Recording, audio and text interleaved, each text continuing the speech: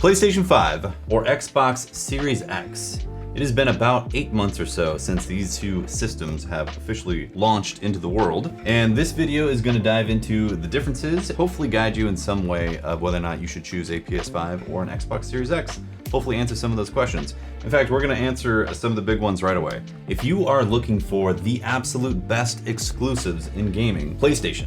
It's a very obvious pick. Now, if you're looking for the best gaming ecosystem right now, the Xbox system is really hard to beat. You got GamePass, xCloud is coming, and you have PC cross-save, cross-play type of stuff. It's really an excellent system, unless you're looking for the best exclusives. Now, if you're looking for some more details as to why I feel this way, please continue watching the video. Welcome back to the channel. My name is Tefty, and it has been a minute since I posted a video. I've had a few questions recently on Twitter about PS5, Xbox, you know, if you're a Destiny player, which one's the best and all that.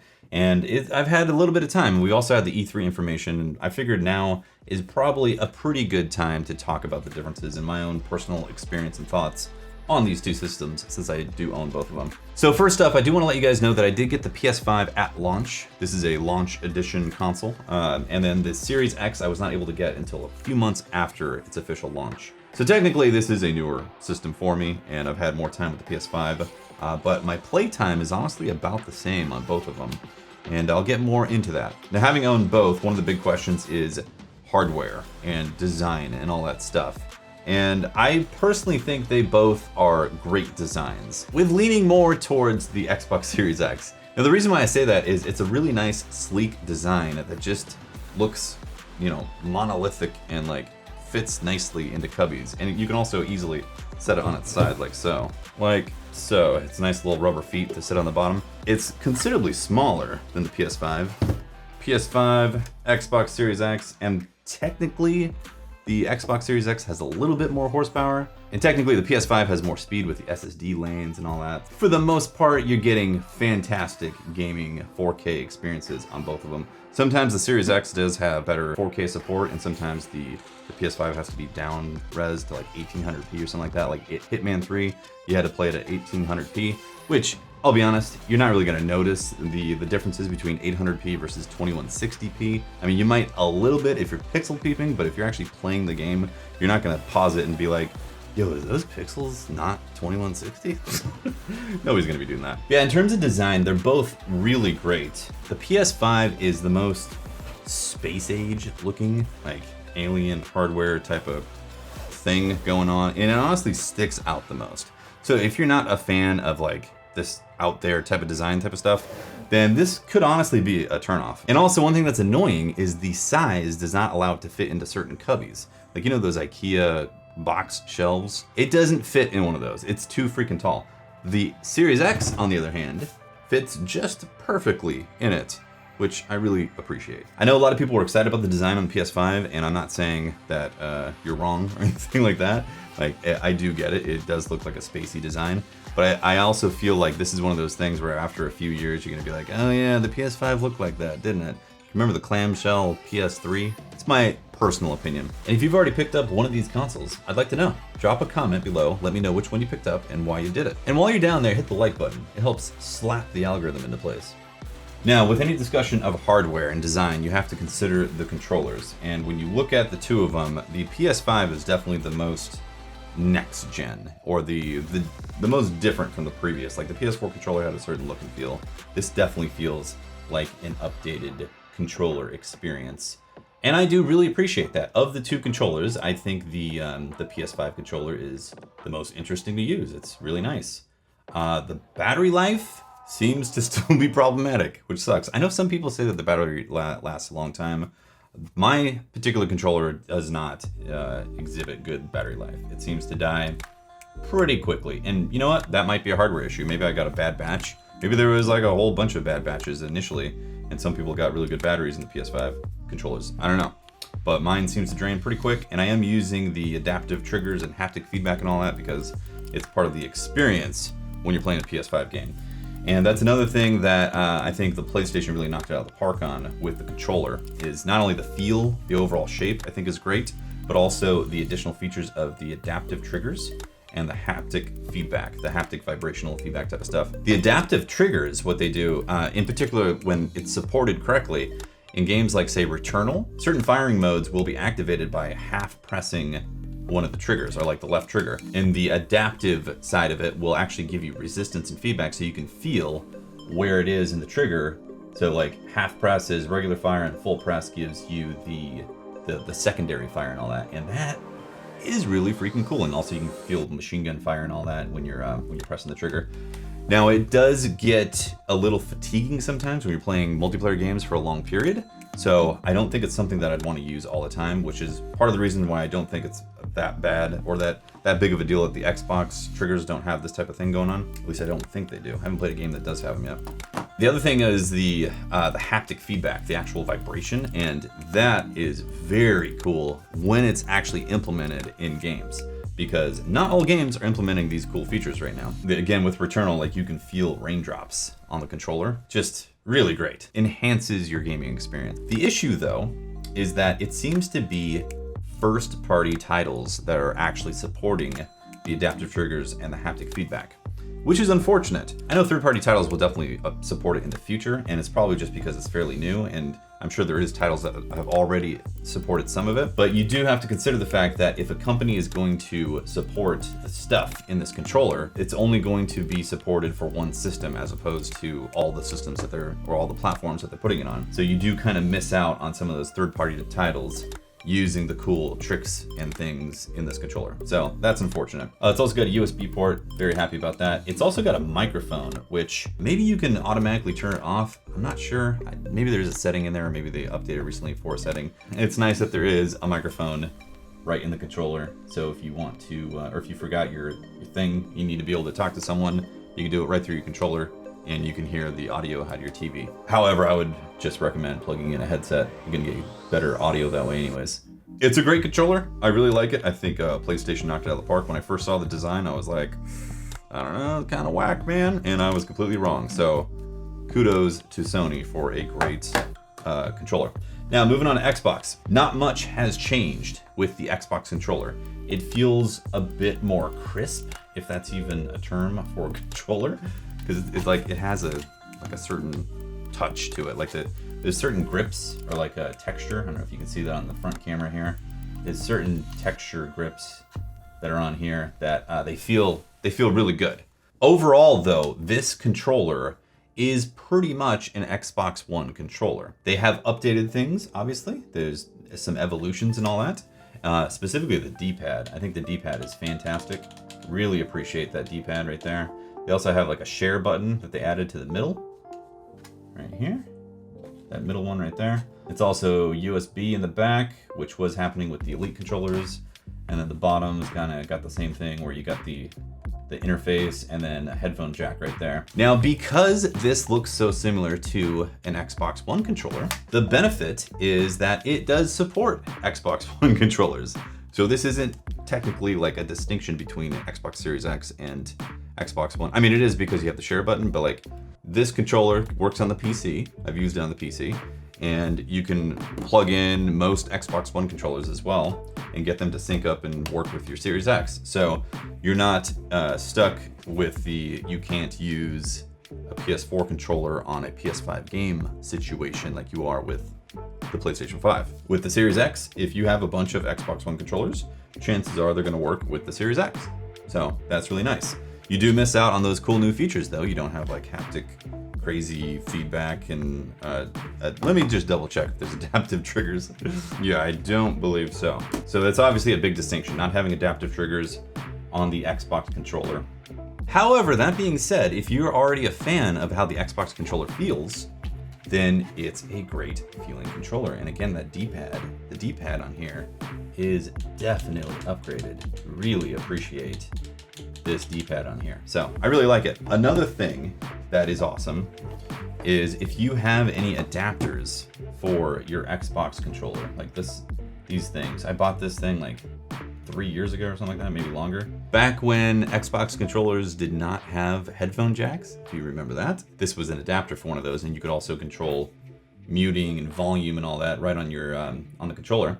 So it was very handy. Fast forward to 2021, and this thing works with the new controller. You plug it in like so, and it's working. And there's a bunch of other adapters and stuff, like I think the keypad or whatever. So yeah, there's a bunch of adapters that are backwards compatible essentially. So if you have Xbox One controller stuff that needs to work with your Series X, chances are it's gonna work. There could be some limitations, and I haven't done a full research or study to know what does and doesn't work. So apologies in not having that info for you. In terms of controllers and which one I like the best, the PS5 is definitely the winner for me.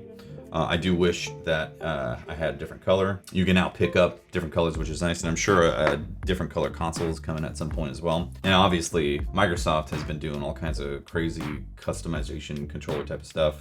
You can go like customize a controller and order on their website, which is really cool. I haven't actually done that before. I did have an Elite controller before, Elite 2 controller, and the bumpers started breaking again.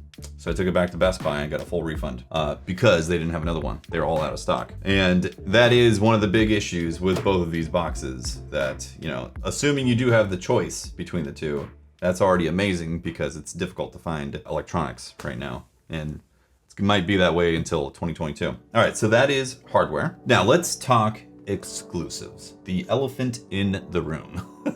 Sony clearly has the best exclusives. Like, there is no doubting that. It's an obvious knockout fight when it comes to that. Sony's going to destroy the Xbox as it is right now. That could change in the future, although not in the way where it could flip like that. If anything, it might even up, because Microsoft has been doing a lot of buying of companies. Like, the biggest one is Bethesda, and any new titles from Bethesda are basically going to be on the Game Pass and console exclusive. So that is something that you might want to consider if you're a big fan of Bethesda style games. But if you're a fan of like Ratchet and Clank, I mean, that just came out for PS5, and that is a phenomenal video game. Fantastic. Highly recommend that. The Demon's Souls remake, fantastic game right there. The Spider-Man games are fantastic. The new God of War is going to be coming out. Horizon Zero Dawn 2 or Forbidden Wasteland, or whatever, Forbidden West. That's going to be coming out. Sony has some fantastic first-party titles. And there's also quite a few PS4 games that are now officially backwards compatible, and also got like a PS5-ish patch. Like Ghost of Tsushima, that has a 60 FPS patch, and it looks beautiful on the PS5. In fact, if you haven't played that yet, you never got a PS4 and looking for some top games, Ghost of Tsushima is easily in my like top 3 for must-play games from the PS4 generation, and now it looks even more incredible on a PS5. Now that being said, with the exclusives, you do have to shell out a fair bit of cash. They upped the price. I think it's like 70 bucks or 80 bucks, something like that. $69.99 now for new titles for the PS5. And if you're gonna be collecting the exclusives, you're gonna be basically shelling out that kind of cash every single time. And again, they're fantastic. I play them. They're great exclusive experiences. But if you come over to the Xbox side, you have Game Pass, and Game Pass is an incredible deal in gaming. And before I go into the more specifics about Game Pass, I want to point out that anything that is exclusive to the Xbox ecosystem, and that might mean it comes out on PC and Xbox, those titles that are exclusive to Xbox, they're pretty much guaranteed to be on Game Pass day one, especially after this past E3. I mean, Forza, whole bunch of Bethesda games, I mean, Starfield, or whatever it's called.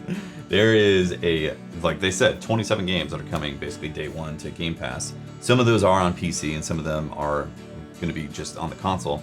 And that is a huge value proposition that you cannot ignore if you're someone that likes to play a lot of games. Like for me personally, I've played a bunch of games on Game Pass that I've been like, oh, this is fun for an hour. Pass it. Played all the Ori games on there. My friends got into PUBG, and I was like, I definitely don't want to buy PUBG, and I was like, oh, it's on the Game Pass, thank goodness.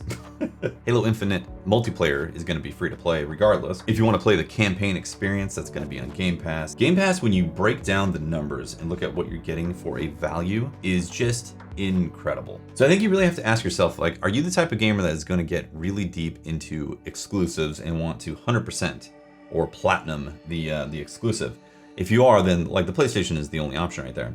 But if you're the type of gamer that likes to dabble in games here and there, you're not really committed to like finishing every game you play, you just want to test stuff out, see if you really like it, the Game Pass option is just incredible. And if they do move out of the Game Pass, you do have the option to buy them for a discounted rate. And also, Game Pass, if you buy Ultimate, is bundled together with Xbox Live or Xbox Gold.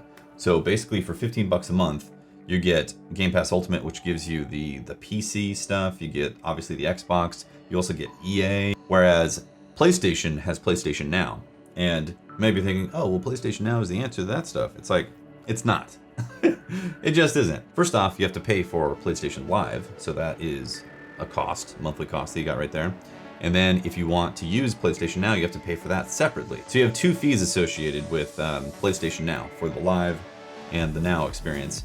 And on top of that, you don't get any day one releases with PlayStation Now. It's basically PlayStation 4 greatest hits type of stuff. Now, if you've never owned a PlayStation and you're just now getting into the ecosystem, PlayStation Now is definitely worth it because you're going to get access to a crap load of titles that are going to be great to jump into for the first time. And I believe that's how you get access to some PlayStation 3 games as well, which natively do not run on the PS5. And that is something that you should consider, like PS2, PlayStation 1, PS3 games. They are not natively supported on the hardware of PS5. You have to, like I said, you have to run PlayStation Now, I believe. Feel free to blast me in the comments for information that I'm incorrect on. When it comes to the Series X, the backwards compatibility is amazing. They're adding a bunch of games that if you own already, or if you have the disc, you can pop in and it will start playing in like its emulated format. And some of them have up-resed experiences, you know, for like the 4K or HD and all that. And that side of things, like backwards compatibility, the Series X really kills it. And that's something that I actually didn't really mention in terms of the ecosystem, is the operating system and like the evolution going from like say 360 to the Xbox One to the Series X versus like PS3, PS4, PS5. For the PlayStation environment, I think the PS5 has the most new experience of a console, and that might be something that you're looking for. Going from PS4 to PS5, it definitely feels like a new PlayStation. The interface, the graphics, all that stuff, it's had an updated pass to it graphically in those systems, and it's nice, you know? It's one of those things that's gonna wear off after a while, but like when the first time you boot it up, you get this nice PS5 experience that it's like, this is a new next-gen console experience type of thing, you know? So I do appreciate that. The Xbox, on the other hand, is basically just another Xbox. If you go from an Xbox One X to a Series X, you're gonna get like the same look and feel. The system is gonna be much faster. It's gonna load up way quicker, which is really nice. But in terms of visuals, eye candy on the screen, it's basically gonna look like you got the same Xbox. So it's like, I think Eric said on SideQuest, he basically said that it's like upgrading your graphics card for your PC. It's like, oh yeah, I got a better graphics card now. And that really is basically how it's like owning a Series X the first time you open it up. And then when you launch the games, I mean, it is wicked fast, just like the PS5. Both of these wicked fast hardware. So historically, there's usually been some sort of like graphical disparity between the two systems. Like the 360 technically wasn't as good as the RISC chip that was in the PS3. PS3 technically could do more horsepower, but like you had to program it very specifically, and then the PS4 was clearly stronger than the Xbox One. But when you look at those, it was like 2 teraflops versus 1.5 teraflops and crap like that. This generation, however, it's in a completely different league. I think this is 12 teraflops, 11, 12, something like that, and this is like 10, 10 and a half, or, you know, you can split hairs now when it comes to the teraflops, and technically the Series X has a bit more horsepower. Then you look at the PS5, and like, again, the SSD architecture and memory architecture is faster, you know, more like tuned type of experience, but they both deliver incredible 4K experiences. You're not missing out on a Series X or a PS5 in terms of graphical fidelity. They're both phenomenal machines. In fact, I feel like we're at a point now where the cost involved to take advantage of where these pieces of hardware are at is at a level that it's like exponentially growing in terms of cost for developers to make high fidelity, high visuals. I could see a lot of developers, a lot of AA developers, defaulting to maybe a little lower grade graphical fidelity for better gameplay experience. And both these machines are going to crush that, like no problem whatsoever. I digress though. I would like to go back to the discussion of games on these pieces of hardware. We are technically in the era of free to play right now. And it is quite possible that you're the type of gamer that is really just into playing 1 or 2 games. If you play Call of Duty Warzone, both of these consoles are going to crush it. They're going to be fantastic at playing the latest Call of Duty. And Call of Duty Warzone is free to play.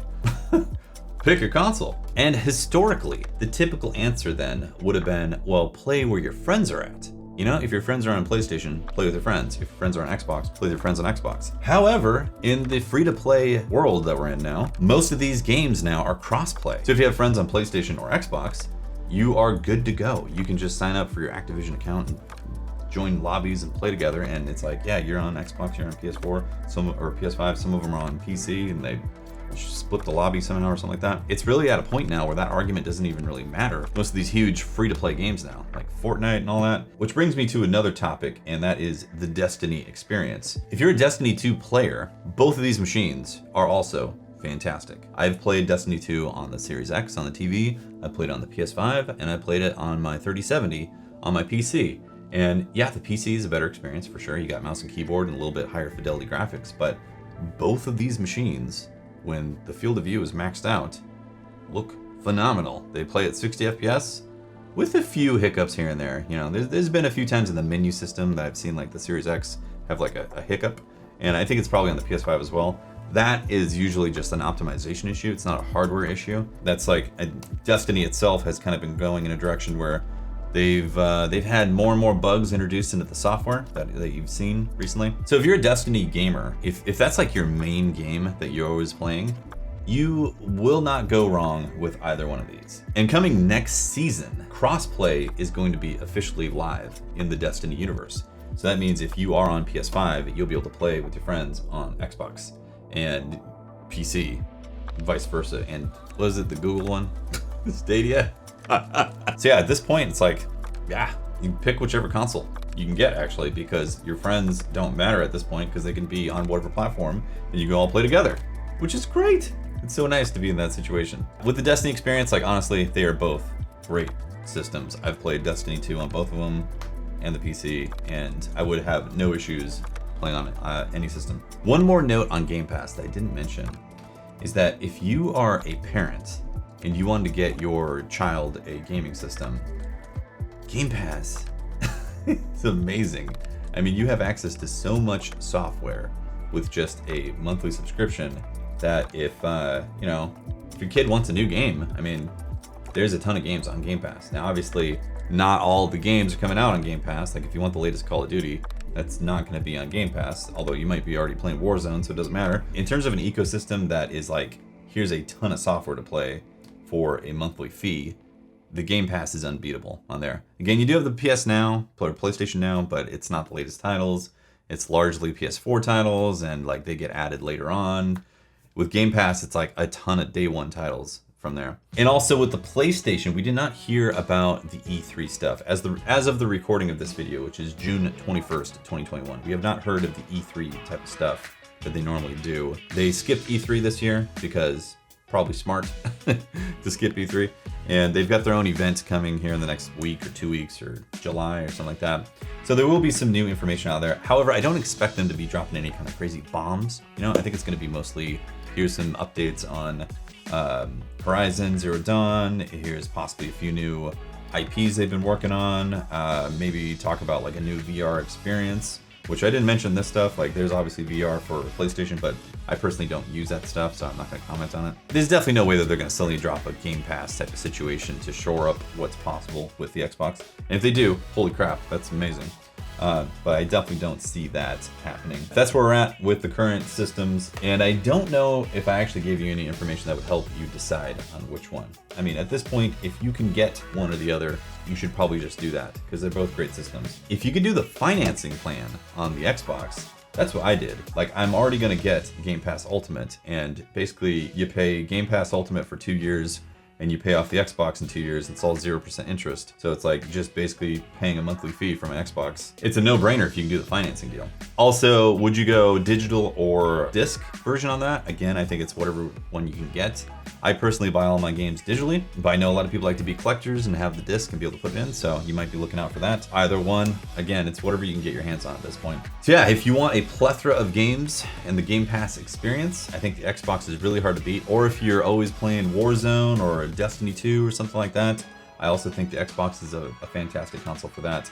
And you're going to be able to play with your friends on those platforms as well, on the other platforms, because of the way those games are set up. If you want the absolute best exclusives in the industry, then look no further than PlayStation.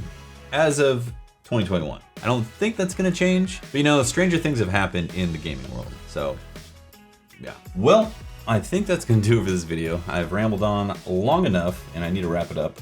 I do appreciate all the support. If you enjoyed this video, make sure to hit the like button, and definitely let me know in the comments whether or not you've already picked up one of these consoles and your reasons for it. I'm definitely curious. And if you'd like to support my content even further, you can always subscribe, and you can also check out my other channels. We have a music channel, and we have a vlog channel. And that is gonna do it for the video. Thank you very much for watching. Deuces.